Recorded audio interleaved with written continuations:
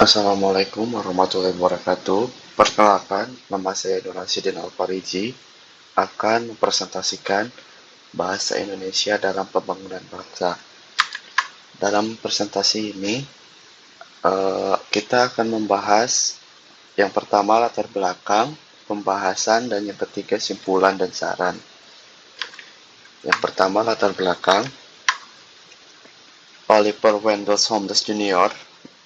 pernah mengatakan bahwa bahasa adalah darah dari jiwa, di mana pikiran mengalir dan dari situ mereka tumbuh.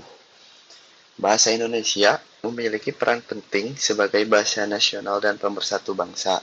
Sebagai salah satu pilar identitas kebangsaan, bahasa Indonesia tidak hanya menjadi alat komunikasi sehari-hari, tetapi juga instrumen dalam pembangunan nasional yang bersesuaian dengan Undang-Undang Dasar 1945 pada pasal 36 yang berbunyi bahasa negara ialah bahasa Indonesia. Di tengah tantangan globalisasi dan transformasi digital pada abad ke-21 ini, keberlanjutan fungsi bahasa Indonesia sebagai bahasa utama di berbagai sektor kehidupan, terutama pendidikan, perlu terus diperkuat. Bahasa Indonesia tidak hanya mencerminkan kebudayaan dan jati diri bangsa, tetapi juga menjadi sarana untuk pengembangan kecakapan hidup. Dalam konteks ini, penguasaan bahasa Indonesia yang baik dan benar menjadi modal utama untuk meningkatkan kompetensi sumber daya manusia Indonesia yang mampu bersaing di kancah global. Selanjutnya adalah pembahasan peran bahasa. Yang pertama adalah pemersatu bangsa.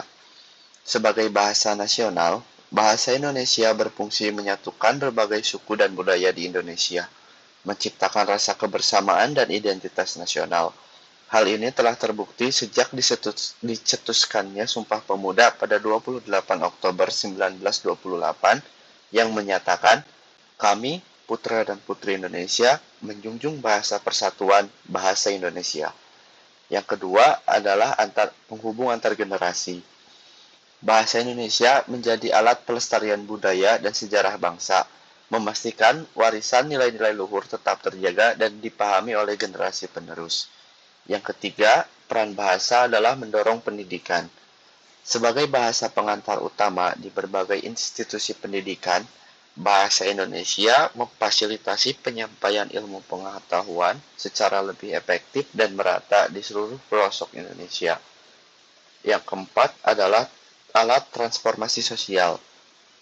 Bahasa Indonesia membantu penyebaran informasi, inovasi, dan nilai-nilai kebangsaan melalui media komunikasi yang efektif, baik dalam bentuk lisan maupun tulisan, sehingga kemungkinan transfer pengetahuan dan teknologi secara lebih luas di berbagai wilayah Indonesia, termasuk daerah terpencil. Selanjutnya adalah bahasa Indonesia dalam pendidikan.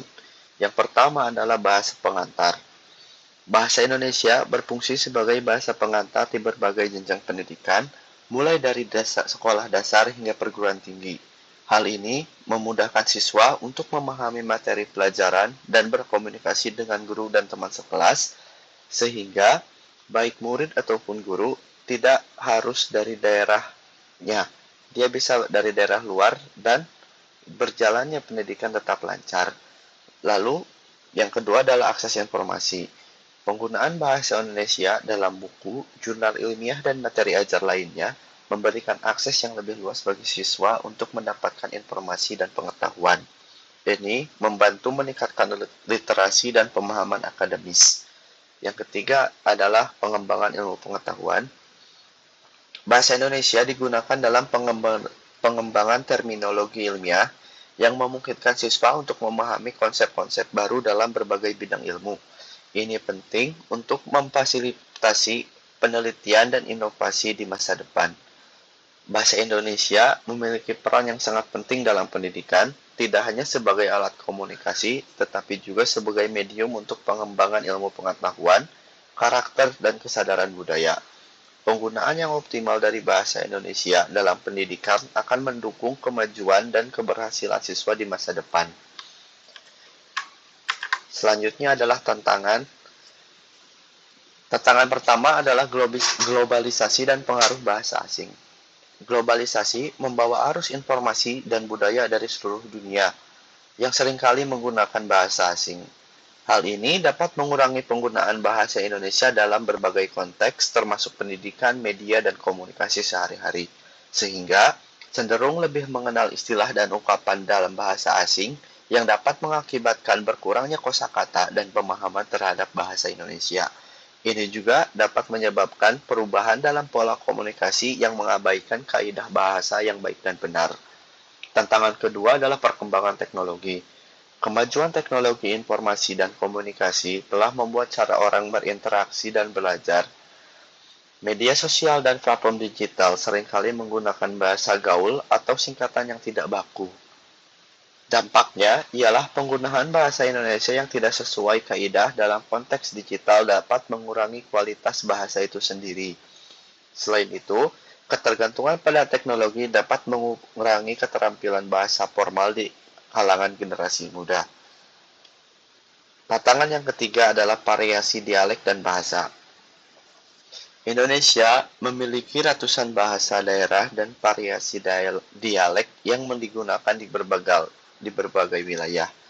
Hal ini menciptakan tantangan dalam penggunaan bahasa Indonesia sebagai bahasa pemersatu, sehingga siswa di daerah tertentu mungkin lebih fasih dengan bahasa daerah mereka dan kurang terbiasa menggunakan bahasa Indonesia dalam situasi formal. Ini dapat menghambat komunikasi yang efektif di tingkat nasional.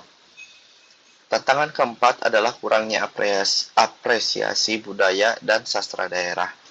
Generasi muda saat ini cenderung lebih terpengaruh oleh budaya asing dan kurang menghargai karya sastra dalam budaya lokal yang menggunakan bahasa Indonesia. Kurangnya apresiasi terhadap budaya dan sastra daerah dapat mengakibatkan hilangnya warisan budaya dan identitas nasional.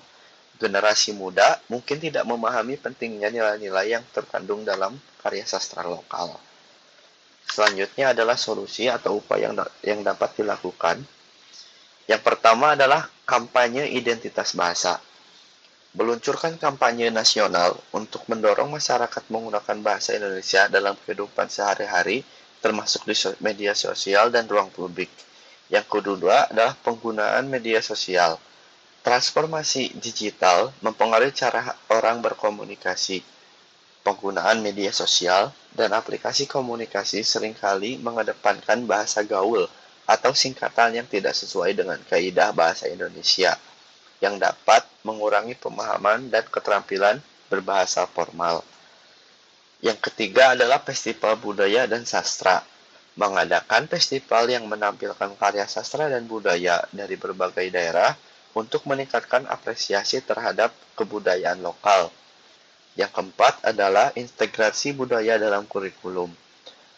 Memasukkan karya sastra dan kebudayaan lokal dalam kurikulum pendidikan sehingga siswa dapat belajar tentang warisan budaya mereka, bukan hanya budaya yang ada di daerahnya, tetapi budaya yang ada di seluruh Indonesia. Kesimpulan dan saran. Yang pertama, kesimpulan.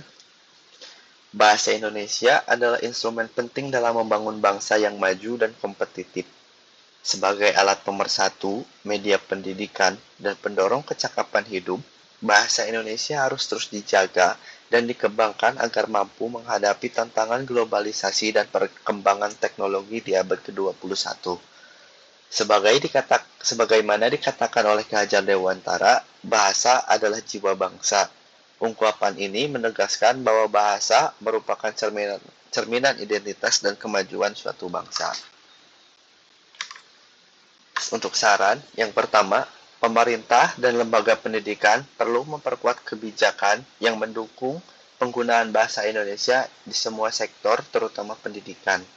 Yang kedua, masyarakat termasuk pelajar diharapkan aktif menggunakan bahasa Indonesia yang baik dan benar dalam kehidupan sehari-hari. Yang ketiga, penelitian dan inovasi dalam bidang bahasa perlu ditingkatkan untuk menjawab tantangan globalisasi. Yang keempat, media massa dan digital harus turut serta dalam mempromosikan penggunaan bahasa Indonesia yang bermartabat. Yang kelima, kampanye literasi dan pelatihan penggunaan bahasa Indonesia perlu dilakukan secara terintegrasi di berbagai komunitas dan juga kelembagaan-lembaga yang lainnya. Terima kasih.